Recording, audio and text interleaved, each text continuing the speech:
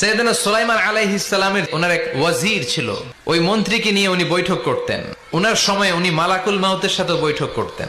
উনি বৈঠকে বসেছেন, মালাকুল মাউতও বসা, ওয়াজিরও বসা। হঠাৎ মালাকুল মাউত ওয়াজিরের দিকে বড় বড় চোখ করে তাকাচ্ছে। বড় বড় চোখ করে তাকানোতে ওয়াজির ভয় পেয়েছে। হঠাৎ মালাকুল মাউত চলে গেল। ওয়াজির বলে, ও সুলাইমান আলাইহিস সালাম, এই যে লোকটা বড় বড় চোখ করে আমার দিকে তাকালো, এটা কে? সাইয়েদনা সুলাইমান বলে, হ্যাঁ দা মালাকুল মাউত, এটা মৃত্যুর ফেরেশতা। ওয়াজিরের কলিজায় পানি নাই। সাইয়েদনা সুলাইমানকে ওয়াজির বলে, ও সুলাইমান, মেঘমালাকে আদেশ করে দেন, আমি আর এই ফিলিস্তিনের ভূখণ্ডে থাকতে চাই না।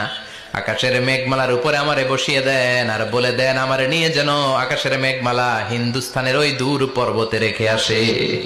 রেখে আসা হলো। কিছুক্ষণ পর মালাকুল মাউত সাইয়েদনা সুলাইমানের কাছে হাজির। সাইয়েদনা সুলাইমান বললেন, ও মালাকুল মাউত, কই ছিলা?